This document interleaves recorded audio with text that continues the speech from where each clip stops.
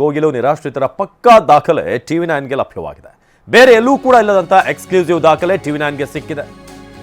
Actually ಎಷ್ಟು ಜನ ನಿರಾಶ್ರಿತರು, ಎಷ್ಟು ಕುಟುಂಬ ಇದೆ, ಎಷ್ಟು ಜನ ಅರ್ಜಿ ಹಾಕಿದ್ದಾರೆ, ಇದರ ಪಿನ್ ಟು ಪಿನ್ ಡೀಟೇಲ್ ಎಲ್ಲ ಟಿವಿ ನೈನ್ಗೆ ಲಭ್ಯ ಆಗಿದೆ. ಎಕ್ಸ್ಕ್ಲೂಸಿವ್ ದಾಖಲೆಗಳನ್ನು ನಿಮ್ಮ ಮುಂದೆ ಇಡ್ತೀವಿ. 167 ಮನೆ ಡೆಮಾಲಿಷನ್ ಆದರೆ 245 ಕುಟುಂಬಗಳಿಂದ ಅರ್ಜಿ ಸಲ್ಲಿಕೆ ಆಗಿದೆ. ಇದು ಟಿವಿ ನೈನ್ಗೆ ಕೋಗಿಲು ಲೇಔಟ್ನ ಎಕ್ಸ್ಕ್ಲೂಸಿವ್ ದಾಖಲೆ ಲಭ್ಯವಾಗಿರೋದು. 245 ಕುಟುಂಬದವರು ಮನೆ ಬೇಕು ಅಂತ ಈಗ ಅಪ್ಲಿಕೇಶನ್ ಹಾಕಿದ್ದಾರೆ. 245 ಅರ್ಜಿಗಳನ್ನು ನೋಡಿ ಜಿಲ್ಲಾಡಳಿತ ದಂಗಾಗಿದೆ. ಅರ್ಜಿಗಳ ಅಸಲಿಯತ್ತು ಏನು, ಯಾವ ಅರ್ಜಿಗಳು ನಿಜ, ಯಾವುದು ಅಸಲಿ, ಯಾವುದು ನಕಲಿ, ಇದು ಟಿವಿ ನೈನ್ಗೆ ಲಭ್ಯವಾಗಿರುವಂತಹ ಎಕ್ಸ್ಕ್ಲೂಸಿವ್ ಡಾಕ್ಯುಮೆಂಟ್ ನೀವೀಗ ನೋಡ್ತಾ ಇದ್ದೀರಾ. ಟಿವಿ ನೈನ್ನ ಇನ್ವೆಸ್ಟಿಗೇಷನ್ ಅಲ್ಲಿ ಸಿಕ್ಕಿರುವಂತಹ ದಾಖಲೆ ಇದು. ಯಜಮಾನನ ಹೆಸರು, ಮೊಬೈಲ್ ಸಂಖ್ಯೆ, ಹಾಗೆ ಕುಟುಂಬ ಸದಸ್ಯರ ಹೆಸರು. ಸೊ ಬೇರೆಲ್ಲೂ ಕೂಡ ಸಿಗದಂಥ ಎಕ್ಸ್ಕ್ಲೂಸಿವ್ ಡಾಕ್ಯುಮೆಂಟ್ಗಳು ಟಿವಿ ನೈನ್ಗೆ ಲಭ್ಯ ಆಗಿದೆ. ಡೆಮಾಲಿಷನ್ ಆಗಿರೋದು 167 ಮನೆ, ಆದರೆ ಅರ್ಜಿ ಸಲ್ಲಿಸಿರೋದು 245 ಕುಟುಂಬದವರು. ಹಾಗಾದರೆ ಇದರಲ್ಲಿ ಫಿಲ್ಟರ್ ಆಗಬೇಕಾಗಿರೋದು ಎಷ್ಟು? ಯಾರು ನಿಜಕ್ಕೂ ಕರ್ನಾಟಕದವರು, ಯಾರು ಹೊರಗಡೆಯಿಂದ ಬಂದಿರುವಂಥವರು, ಯಾರು ಈ ಒಂದು ಸಂದರ್ಭವನ್ನು ಬಳಸ್ಕೊಂಡು ಅರ್ಜಿಯನ್ನು ಸಲ್ಲಿಸಿದ್ದಾರೆ, ಇದೆಲ್ಲವನ್ನು ಕೂಡ ಈಗ ನಾವು ಈ ಒಂದು ಲಿಸ್ಟ್ ಮೂಲಕ ನೋಡ್ಬೋದು. ಸೊ ಅರ್ಜಿಗಳ ಅಸಲಿಯತ್ತು ಪರಿಶೀಲನೆ ಮಾಡ್ತಿರುವಂಥ ಜಿಲ್ಲಾಡಳಿತ 245 ಕುಟುಂಬಗಳು ಅರ್ಜಿಯನ್ನು ಸಲ್ಲಿಸಿವೆ. ನಮಗೆ ಮನೆ ಆಗಬೇಕು, ಬದಲಿ ನಿವೇಶನ ಆಗಬೇಕು. ಸೊ ಅರ್ಜಿಗಳ ಅಸಲಿಯತ್ತು ಪರಿಶೀಲನೆ ಮಾಡಿರುವಂಥ ಜಿಲ್ಲಾಡಳಿತ ಟಿವಿ ನೈನ್ನ ಇನ್ವೆಸ್ಟಿಗೇಷನ್ನಲ್ಲಿ ಸಂಪೂರ್ಣ ಮಾಹಿತಿ ಸಿಗ್ತಾ ಇದೆ. ಸೊ ಯಜಮಾನ ಹೆಸರು, ಕುಟುಂಬ ಸದಸ್ಯರ ಹೆಸರು, ಎಷ್ಟು ವರ್ಷಗಳಿಂದ ವಾಸ ಇದ್ದೀವಿ ಅನ್ನೋ ಮಾಹಿತಿ, ಹಾಗೆ ಮೊಬೈಲ್ ಸಂಖ್ಯೆ, ಆಧಾರ್ ಸಂಖ್ಯೆ ಅರ್ಜಿಯಲ್ಲಿ ನಮೂದಾಗಿದೆ. ಇದನ್ನು ಈಗ ಕ್ರಾಸ್ ಚೆಕ್ ಮಾಡಬೇಕಾಗಿದೆ, ಯಾರಲ್ಲಿ ಇದ್ದರು. ಯಾಕಂದರೆ ಇವರಲ್ಲಿ ಕನೆಕ್ಷನ್ಗಳನ್ನು ಕೊಟ್ಟಿದ್ದಾರಲ್ಲ, ಈ ಕರೆಂಟ್ ಇರ್ಬೋದು, ಆಧಾರ್ ಕಾರ್ಡ್ ಮಾಡಿಸಿರೋದಿರ್ಬೋದು ಆ ಅಡ್ರೆಸ್ನಲ್ಲಿ. ಇದರಲ್ಲಿ ಅಸಲಿ ಯಾವುದು, ನಕಲಿ ಯಾವುದು ಅನ್ನೋದನ್ನು ಪತ್ತೆ ಮಾಡಬೇಕಾಗಿದೆ.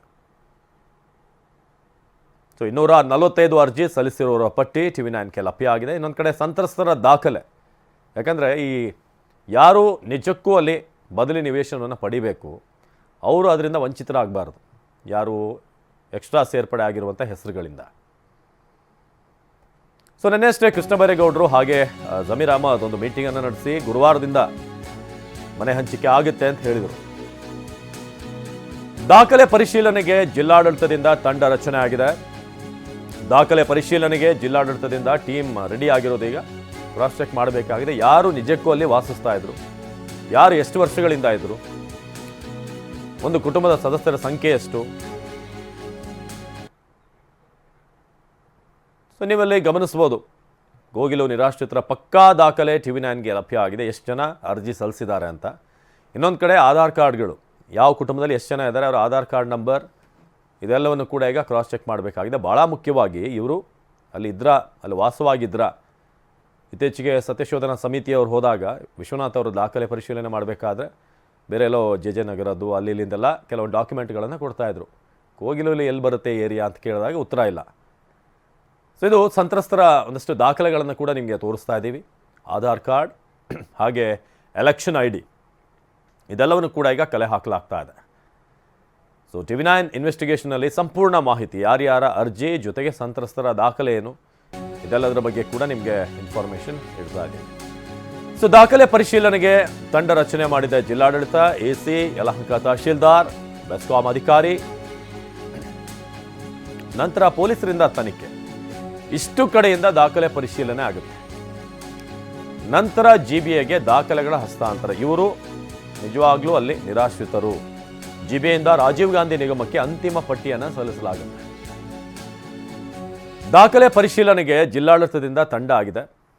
ಸೊ ತಂಡದಲ್ಲಿ ಯಾರ್ಯಾರಿದ್ದಾರೆ ಅಂತ ನೋಡಿದ್ರೆ ಮೊದಲಿಗೆ AC, ಹಾಗೆ ಯಲಹಂಕದ ತಹಶೀಲ್ದಾರ್, ಬೆಸ್ಕಾಂ ಅಧಿಕಾರಿ, ಇವರಿಗೆಲ್ಲ ಪವರ್ ಸಪ್ಲೈ, ಪವರ್ ಕನೆಕ್ಷನನ್ನು ಕೊಡಲಾಗಿತ್ತಲ್ಲ. ಸೊ ಆ ಲಿಸ್ಟ್ನಲ್ಲಿ ಯಾರ್ಯಾರಿದ್ದಾರೆ, ಬೆಸ್ಕಾಂನ ಲಿಸ್ಟ್ನಲ್ಲಿರುವಂಥ ಹೆಸರು, ಹಾಗೆ ಇಲ್ಲಿ ಅರ್ಜಿ ಸಲ್ಲಿಸಿರುವವರ ಹೆಸರು, ಇದೆರಡೂ ಕೂಡ ಟ್ಯಾಲಿ ಆಗ್ತಾ ಇದೆಯಾ ಅನ್ನೋದು. ಇನ್ನು 3 ದಿನಗಳಲ್ಲಿ ಮನೆ ಹಸ್ತಾಂತರ ಡೌಟ್. 1 ವಾರದ ಬಳಿಕ ಮನೆ ಹಸ್ತಾಂತರ ಆಗುವಂಥ ಸಾಧ್ಯತೆ ಇದೆ. ಟಿವಿ ನೈನ್ಗೆ ಉನ್ನತ ಮೂಲಗಳಿಂದ ಮಾಹಿತಿ ಲಭ್ಯವಾಗಿರೋದು. ಇನ್ನು 3 ದಿನಗಳಲ್ಲಿ ಮನೆ ಹಸ್ತಾಂತರ ಡೌಟ್ ಇದೆ. ಯಾಕಂದರೆ ಇವತ್ತು ಆಲ್ರೆಡಿ ಮಂಗಳವಾರ, ನಾಳೆ ಬುಧವಾರ, ನಾಡಿದ್ದು ಗುರುವಾರದಿಂದ ನಾವು ಮನೆ ಹಂಚಿಕೆ ಮಾಡ್ತೀವಿ ಅಂತ ಈಗ ನಿನ್ನೆ ಮೀಟಿಂಗ್ ಆದಮೇಲೆ ನಿರ್ಧಾರ ಕೈಗೊಂಡಿರೋದು. ಆದರೆ 3 ದಿನದಲ್ಲಿ ಮನೆ ಹಸ್ತಾಂತರ ಡೌಟ್ ಅಂತ ಸದ್ಯಕ್ಕೆ ಮಾಹಿತಿ ಇದೆ. 1 ವಾರದ ಬಳಿಕ ಮನೆ ಹಸ್ತಾಂತರ ಸಾಧ್ಯತೆ ಇದೆ. ಸೊ ಇದು ಟಿವಿ ನೈನ್ಗೆ ಉನ್ನತ ಮೂಲಗಳಿಂದ ಲಭ್ಯವಾಗಿರುವಂತಹ ಮಾಹಿತಿ. ಯಾಕಂದರೆ ಯಾರು ಅರ್ಹರು ಅವರಿಗೆ ಮನೆ ಸಿಗಬೇಕು. ಫಸ್ಟ್ ಆಫ್ ಆಲ್ ಮನೆ ಸಿಗ್ತಿರುವಂಥ ವಿಚಾರಕ್ಕೆ ಸಂಬಂಧಪಟ್ಟಾನೆ ಸಾಕಷ್ಟು ಪ್ರಶ್ನೆಗಳಿದೆ. ನಮ್ಮ ಪ್ರತಿನಿಧಿ ಶಿವರಾಜ್ ಈ ಬಗ್ಗೆ ಹೆಚ್ಚಿನ ಮಾಹಿತಿಯನ್ನು ನೀಡ್ತಾರೆ ನೇರ ಸಂಪರ್ಕದಲ್ಲಿ. ಶಿವರಾಜ್, TV9ನ ಇನ್ವೆಸ್ಟಿಗೇಷನ್ನಲ್ಲಿ ಒಂದು ಕಡೆ ಈ ಲಿಸ್ಟ್ ಎಷ್ಟು ಜನ ಅರ್ಜಿ ಸಲ್ಲಿಸಿದ್ದಾರೆ, ಇನ್ನೊಂದು ಕಡೆ ಆ್ಯಕ್ಚುಲಿ ಅಲ್ಲಿ ಮನೆ ಡೆಮಾಲಿಷನ್ ಆಗಿರೋದು, ಎರಡೂ ಕೂಡ ಟ್ಯಾಲಿ ಆಗಬೇಕು. ಜೊತೆಗೆ ಅಲ್ಲಿ ಕೊಟ್ಟಿರುವಂಥ ಬೆಸ್ಕಾಮ್ನ ಕನೆಕ್ಷನ್ ಇರ್ಬೋದು, ನೀರಿನ ಕನೆಕ್ಷನ್ ಇರ್ಬೋದು, ಹಾಗೆ ID, ಆಧಾರ್ ಇದೆಲ್ಲವನ್ನು ಕೂಡ ಏನು ಅಲಾಟ್ ಮಾಡಿದ್ದಾರೆ ಇದೆಲ್ಲವೂ ಕೂಡ ಟ್ಯಾಲಿ ಆಗಬೇಕಾಗುತ್ತೆ. ಸೊ TV9 ಒಂದಷ್ಟು ಪರಿಶೀಲನೆ ಮಾಡಿದಾಗ ಏನೆಲ್ಲ ಮಾಹಿತಿ ನಮಗೆ ಸಿಕ್ಕಿದೆ, ಜೊತೆಗೆ ಈ ಟೀಮ್ ಏನು ರಚನೆ ಆಗಿದೆ ಈಗ ಜಿಲ್ಲಾಡಳಿತದ ಕಡೆಯಿಂದ, ಅದರಲ್ಲಿ ಯಾರ್ಯಾರು ಇರ್ತಾರೆ, ಯಾವ್ಯಾವ ಹಂತದಲ್ಲಿ ಪರಿಶೀಲನೆ ಕ್ರಾಸ್ ಚೆಕ್ ನಡೆಯುತ್ತೆ ಶಿವರಾಜ್? ಅವಿನಾಶ್, ಕೋಗಿಲು ಮನೆಗಳ ತೆರವು ಪ್ರಕರಣದಲ್ಲಿ TV9 ಕೂಡ ಬೆನ್ನೆತ್ತಿ ಹೋದಾಗ ಒಂದಷ್ಟು ಇಂಟ್ರೆಸ್ಟಿಂಗ್ ಮಾಹಿತಿಗಳು ಹೊರಬೀಳ್ತಾ ಇರುವಂಥದ್ದು. ಯಾಕಂದರೆ ದಿನೇ ದಿನೇ ಸಾಕಷ್ಟು ತಿರುವುಗಳನ್ನು ಪಡ್ಕೊಳ್ತಾ ಇದೆ, ಅಂತಾರಾಷ್ಟ್ರೀಯ ಮಟ್ಟದಲ್ಲಿ ಸುದ್ದಿ ಆಗ್ತಾ ಇದೆ. ಯಾವಾಗ ಡಿಸೆಂಬರ್ 20ರಂದು GBI ವತಿಯಿಂದ ತೆರವು ಕಾರ್ಯಾಚರಣೆ ಶುರುವಾಯಿತು, ಅಂದಿನಿಂದ ಬೇರೆ ಬೇರೆ ತಿರುವುಗಳನ್ನು ಪಡ್ಕೊಳ್ತಾ ನಾವು ಗಮನಿಸ್ತಾ ಇದ್ವಿ. ಕೇರಳದಿಂದ MP ಗಳು ಸಹ ಬಂದರು, ಕೇರಳದ ರಾಜಕಾರಣಿಗಳು ಬಂದರು. ಅದಾದ ಬಳಿಕ ಇದೀಗ BJP ಕೂಡ ಹೋರಾಟ ಮಾಡ್ತಾ ಇದ್ದಾರೆ, ಯಾವುದೇ ಕಾರಣಕ್ಕೂ ಅಲ್ಲಿರೋರಿಗೆ ಕೊಡಬಾರ್ದು, ಯಾಕಂದರೆ ಬಾಂಗ್ಲಾದೇಶ ಸೇರಿದಂತೆ ಬೇರೆ ಬೇರೆ ಭಾಗಗಳಿಂದ ಅವರು ಕೂಡ ಆರೋಪಗಳು ಮಾಡಿ ಹೋರಾಟಗಳನ್ನು ಮಾಡ್ತಾ ಇದ್ದಾರೆ. ಇದೆಲ್ಲವನ್ನು ಹೊರತುಪಡಿಸಿ TV9 ಕೂಡ ಇದರ ಇಂಚಿಂಚು ಮಾಹಿತಿ ಯಾವ ರೀತಿಯಾಗಿ ಸಾಗ್ತಾ ಇದೆ, ಇದರ ಅಸಲಿ ಚಿತ್ರಣ ಏನಂತ ಬೆಳಕು ಚೆಲ್ಲುವಂಥ ಕೆಲಸವನ್ನು ನಿರಂತರವಾಗಿ ಮಾಡ್ತಾ ಇದೆ. ಇದನ್ನು ಕೆದಕಿದಂಥ ಸಂದರ್ಭದಲ್ಲಿ ಒಂದಷ್ಟು ಇಂಟ್ರೆಸ್ಟಿಂಗ್ ಮಾಹಿತಿಗಳು ಹೊರಬೀಳ್ತಾ ಇರುವಂಥದ್ದು. ಪ್ರಮುಖವಾಗಿ ನೀವು ಹೇಳಿದಾಗೆ ಅಲ್ಲಿ GBI ವತಿಯಿಂದ ಸುಮಾರು 150ಕ್ಕೂ ಹೆಚ್ಚು ಮನೆಗಳನ್ನು ಡೆಮಾಲಿಷನ್ ಮಾಡಲಾಗಿದೆ. ಅದರ ಪರ್ಯಾಯವಾಗಿ ಕೂಡಲೇ CM ಸಿದ್ದರಾಮಯ್ಯ ಅವರು ಮಾನವೀಯತೆ ಆಧಾರದ ಮೇಲೆ ನಾವು ಮನೆಗಳನ್ನು ಕೊಡ್ತೀವಿ ಅಂತ ಹೇಳಿದ್ರು. ಅದಾದ ಬಳಿಕ ಬಂದಂಥದ್ದು ಏನಪ್ಪ ಅಂದರೆ ಜಿಲ್ಲಾಡಳಿತಕ್ಕೆ ಅರ್ಜಿ ಮೇಲೆ ಅರ್ಜಿ, ಬರೋಬ್ಬರಿ 245 ಅರ್ಜಿಗಳಿಗೆ ಬಂದಿರುವಂಥದ್ದು. ಅದರ ಕಂಪ್ಲೀಟ್ ಚಿತ್ರಣ ಈಗ TV9ಗೆ ಲಭ್ಯವಾಗಿದೆ. ನಾವು ನೋಡ್ತಾ ಇರ್ಬೋದು. ಎಲ್ಲರೂ ಕೂಡ ಕ್ಲೈಮ್ ಮಾಡಿರುವ ಅಡ್ರೆಸ್ ಏನಪ್ಪಾ ಅಂದರೆ ಒಂದು ಫಕೀರ್ ಕಾಲೋನಿ, ಮತ್ತೊಂದು ವಸೀಂ ಲೇಔಟ್ ಅಂತ.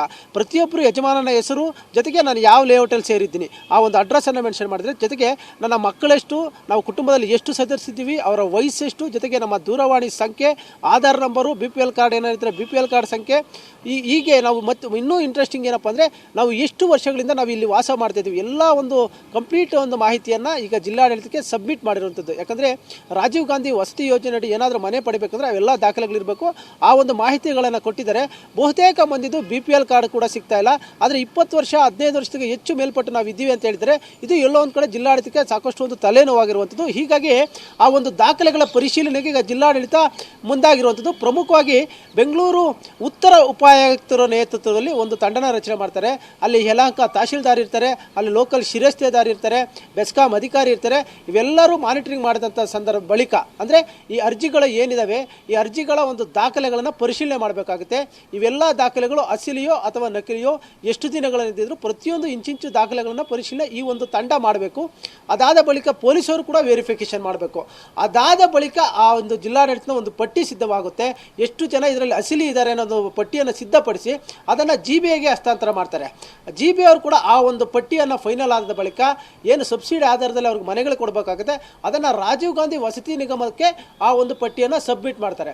ಅವೆಲ್ಲ ಪ್ರೋಸೆಸ್ ನಡೆಯೋಕ್ಕೆ ಕನಿಷ್ಠ ಅಂದರೂ 1 ವಾರವಾದರೂ ಬೇಕಾಗುತ್ತೆ. ಹೀಗಾಗಿ ತರಾತುರಿಯಲ್ಲಿ ನಾವು ಮನೆ ಕೊಡೋಕ್ಕೆ ಬರೋದಿಲ್ಲ. ಯಾಕಂದರೆ ತರಾತುರಿಯಲ್ಲಿ ಮನೆ ಹಂಚಿಕೆ ಮಾಡಿದ್ರೆ ಮುಂದಿನ ದಿನಗಳಲ್ಲಿ ಕಾನೂನನ್ನು ನಾವು ಎದುರಿಸಬೇಕಾಗುತ್ತೆ. ಈಗಾಗಲೇ ಮತ್ತೊಂದು ಕಡೆ BJP ಕೂಡ ಹೋರಾಟಗಳನ್ನು ಮಾಡ್ತಾ ಇದ್ದಾರೆ. ನಾಳೆ ಯಾರೇ ಬಂದು ಪ್ರಶ್ನೆ ಮಾಡಿದ್ರು ಕೂಡ ನಾವು ಎಲ್ಲವನ್ನು ಕೂಡ ಲೀಗಲ್ ಆಗಿ ಪ್ರೋಸೆಸ್ ಮಾಡಿದ್ದೀವಿ ಅನ್ನೋದನ್ನು ಅಧಿಕಾರಿಗಳು ಕೊಡಬೇಕಾಗುತ್ತೆ. ಏಕಾಏಕಿ ಅನೌನ್ಸ್ ಮಾಡಿದ ತಕ್ಷಣ ಕೊಡೋದಕ್ಕೆ ಬರೋದಿಲ್ಲ. ಆ ಒಂದು ಮಾನದಂಡಗಳನ್ನು ಪರಿಶೀಲಿಸಿ ಕೊಡಬೇಕು. ಅದನ್ನು ಮನವರಿಕೆ ಮಾಡುವಂಥ ಕೆಲಸವನ್ನು ಅಧಿಕಾರಿಗಳು ಈಗಾಗಲೇ CM ಸಿದ್ದರಾಮಯ್ಯ ಅವರಿಗೆ ಸಚಿವರಿಗೂ ಕೂಡ ಮಾಡುವಂಥ ಕೆಲಸವನ್ನು ಮಾಡ್ತಾ ಇದ್ದಾರೆ ನಿರಂತರವಾಗಿ. ನಾವು ಮನೆ ಕೊಡಲ್ಲ ಅಂತ ಹೇಳ್ತಾ ಇಲ್ಲ, ಆದರೆ ಮನೆ ಅಲ್ಲಿ ಅಸಲಿಯಾಗಿ ಎಷ್ಟು ಜನ ಇದ್ದರು, ಆ ಅಸಲಿಯಾಗಿ ದಾಖಲೆಗಳು ಎಷ್ಟು ಸರಿಯಾಗಿದ್ದಾವೆ, ಅವರು ಅರ್ಹರ, ಇವೆಲ್ಲ ಮಾನದಂಡಗಳನ್ನ ಪರಿಶೀಲಿಸಿ ನಾವು ಖಂಡಿತವಾಗೂ ಅವ್ರಿಗೆ ಮನೆ ಕೊಡ್ತೀವಿ. ಕನಿಷ್ಠ ಇನ್ನೂ 1 ವಾರ ಆದರೂ ಬೇಕು ಅನ್ನೋ ಮಾತುಗಳನ್ನ ಹೇಳ್ತಾ ಇರುವಂಥದ್ದು. ಇದು ಉನ್ನತ ಮೂಲಗಳಿಂದ TV9ಗೆ ಲಭ್ಯವಾಗಿರುವಂಥ ಮಾಹಿತಿ. ಅದರ ಪ್ರಕಾರ ನೋಡೋದಾದರೆ ಕನಿಷ್ಠ ಇನ್ನೂ 1 ವಾರದ ಬಳಿಕವಷ್ಟೇ ಅವರ ಮನೆ ಹಂಚಿಕೆಗೆ ಕಾರಣ ಸಾಧ್ಯವಾಗುವಂಥ ಮತ್ತೊಂದು ಅವಿನಾಶ್ ನಾವು ಗಮನಿಸಬೇಕಾದ್ರು, ಎಲ್ರಿಗೂ ಒಮ್ಮೆ ಏಕಾಏಕಿ ಎಲ್ಲ ಅರ್ಜಿ ಸಲ್ಲಿಸೋರ್ಗೆ ಎಲ್ರಿಗೂ ಮನೆ ಸಿಗೋದು ಕೂಡ ಡೌಟು. ಕನಿಷ್ಠ ಆರಂಭದ ಹಂತದಲ್ಲಿ ನಿಜವಾಗ್ಲೂ ಕೂಡ ಆ ಒಂದು ಗೂಗಲ್ ಮ್ಯಾಪ್ ಚಿತ್ರದಲ್ಲಿ ಕಳೆದ 1 ವರ್ಷದಿಂದ ಯಾರೆಲ್ಲ ಇದ್ರೋ ಅವ್ರನ್ನ ಪರಿಗಣಿಸಿ ಅವ್ರಿಗೆ ಮಾತ್ರ ಕೊಡುವ ಸಾಧ್ಯತೆ. ಹೀಗಾಗಿ ಎಲ್ರಿಗೂ ಕೂಡ ಮನೆ ಸಿಗುತ್ತೆ ಅನ್ನೋದು ಕೂಡ ಡೌಟ್ ಆಗಿರುವಂಥದ್ದು ಅವಿನಾಶ್. ಧನ್ಯವಾದ ಶಿವರಾಜ್.